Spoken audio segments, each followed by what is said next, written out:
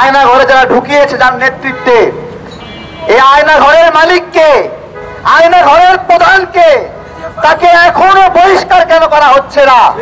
সেনাপ্রধানকে জিজ্ঞাসা করছি, মানে খাল কেটে কুমির নিয়ে আসবেন মাননীয় সেনাপ্রধান? হ্যাঁ, আবার বিপদে পড়ার ইচ্ছা হচ্ছে?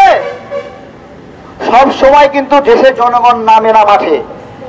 জনগণ মাঠে আছে, জনগণ পাশে আছে, ছাত্র সমাজ পাশে আছে। যা যা সিদ্ধান্ত নেওয়া লাগবে, যেই যেই ইন্ডিয়ান দালালকে বহিষ্কার করতে হবে করেন, আমরা সঙ্গে আছি, আমরা সঙ্গে আছি। কে কে গুম খুনের নেতৃত্ব দিয়েছে আমরা জানি না, কার নেতৃত্বে শেখ হাসিনা গুম খুন চালাইছে আমরা জানি না। ওই বেটা এখনো দায়িত্বে আছে। কিভাবে কিভাবে কেমনি হয়? ন্যায়ের সঙ্গে অন্যায় কিভাবে মেশে? দুধের সঙ্গে পানি কিভাবে মেশে? তেলের সঙ্গে পানি কিভাবে মেশে? তাহলে ওই খুনিরা এখনো দায়িত্বে আছে কেন? হয় ওই খুনিরা সঠিক, নয় আমরা সঠিক।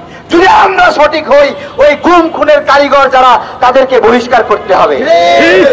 তারপরে না, ইন্ডিয়ান হ্যাজিমনি এখনো ভাঙে নাই। কার সাথে সলা পরামর্শ করতে হলো? এত দেরি হলো কেন?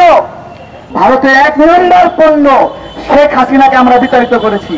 ভারতের 2 নম্বর, 3 নম্বর, 4 নম্বর পণ্য যারা আছে তাদেরকেও আমরা বিতাড়িত করব। এবং সেনাপ্রধানকে বলতে চাই, রাজনৈতিক দলগুলোকে বলতে চাই, বৈষম্য বিরোধী ছাত্র আন্দোলনের কাছে আমাদের দাবি, তারা এই সময়ে এই জাতির অভিভাবক। আমি প্রথম স্যালুট দেব বৈষম্য বিরোধী ছাত্র আন্দোলনের সাহসী কয়েকজন সহযোদ্ধা। মাত্র কয়েকজন মানুষ একটা বড় বিপ্লব ঘটাই দিছে। এরপরে স্যালুট দেব ছাত্র দলকে। অসংখ্য ছাত্র দল নেতা মারা গেছে, পাখির মতো গুলি করে মারা হয়েছে। ছাত্র দলের চেয়ে বেশি কেউ মরে নাই। এরপরে ক্রেডিট দিতে হবে ছাত্র শিবিরকে। কাউকে ছাড়া এত বড় আন্দোলন হয়নি। ছাত্র অধিকার পরিষদেরও একজন মারা গেছে ফেনী জেলায়, 4জন মারা গেছে, 4জন মারা গেছে। রিক্সাওয়ালা মারা গেছে। এক রুটিওয়ালা দোকানে রুটি বেচতেছে, পুলিশের ট্রাক আসে বলতেছে 1000 টাকা ভাঙতি দে। তা বলে স্যার এই দেন ভাঙতি, কয় কাছে আইসা দে। যেই কাছে ভাঙতি দিতে গেছে কয়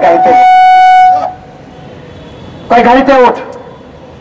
এইভাবে 87% নিরীহ মানুষকে কেরানীগঞ্জে ভরে রাখছিল।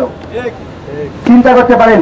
সুতরাং এই আন্দোলনের ক্রেডিট সাধারণ মানুষের। আর সাধারণ মানুষে আমরা অনেক সময় বোকা বলি, গালিগালাজ করি। মানুষের কোনো জ্ঞান নাই, মানুষ মানে না। সাধারণ মানুষ এতই ধুনছে যে মানুষ ডাকলো, আমি তারেক ডাকছি আর আমার ডাকে চলে আসবে? বলেন, আরে আমি কি ইমানদার নাকি যে আমার ডাকে সবাই আসবে? সাধারণ মানুষ এত ধুনছে না। তারা এতদিন আসে না, কিন্তু তারা সঠিক সময়টা ঠিকই বুঝতে পারছে। এই ঢাকা শহরে কোনো বিল্ডিং এ কেউ থাকে নাই, সবাই নেমে আসছে, দরদর করে নেমে আসছে। এবং সাধারণ মানুষের ক্ষমতা কতটুকু আমাদের চিন্তার বাইরে। কেউ কল্পনা করতে পারে না কত ক্ষমতা, এ কেমন ক্ষমতা। মরতেছে আর মরতেছে, তারপরে আসতেছে। মনে হচ্ছে সবাই মরার আজকে থেকে ডাক্তারে যেরকম সিরিয়াল দিয়ে রাখে চিকিৎসার জন্য, মরার সিরিয়াল দিয়ে রাখছে। তো এই মরার সিরিয়াল দিয়ে রাখা যে বিপ্লব, সেই বিপ্লব বৃথা যেতে দেওয়া যাবে না। আমাদের স্পষ্ট কথা, বর্তমান প্রশাসনে কোন ইন্ডিয়ার দালালকে রাখা যাবে না।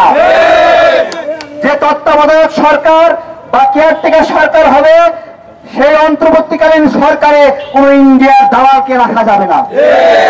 আর বিভিন্ন চুল পাকা, বাল পাকা, তেল পাকা যেই নেতারা আছে, যারা এখনো ইন্ডিয়ার দালালি করস, তোর বাপে এই বিপ্লব ঘটাইছে? ওই বেটা, তুই কই থেকে আসছস? তোর বাপে তোর ক্ষমতা বসাচ্ছে, এখনো ইন্ডিয়ার দালালি করিস? ইন্ডিয়ার দালালকে চিনবেন কিভাবে?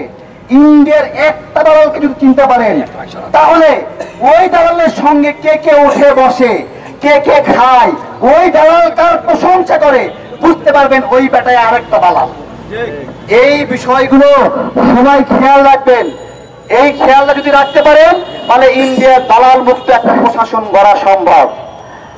আমরা সর্বশেষ বলছি, এত লড়াই, এত ত্যাগ কেন বলেন তো? আওয়ামী লীগ চলে গেছে, লাঠিয়াল বাহিনী চলে গেছে, আরেকটা লাঠিয়াল বাহিনী তৈরি হবে?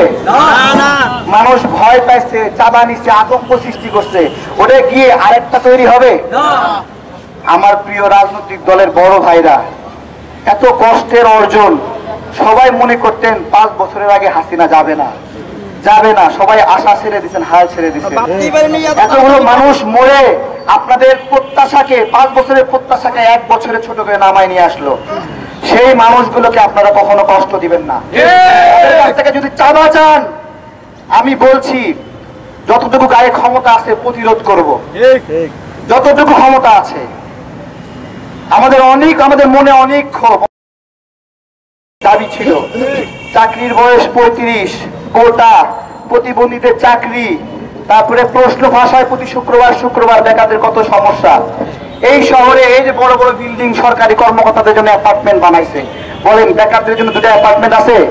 যে ঘর নাই, চাল নাই, চুলো নাই, তারা গিয়ে ওখানে একটু ঘুমাবে? অথবা ঢাকার বাইরে থেকে আসছে অপরিচিত একটা লোক থাকার জায়গা আছে কোনো? নাই। আমাদের দাবি ওইটাও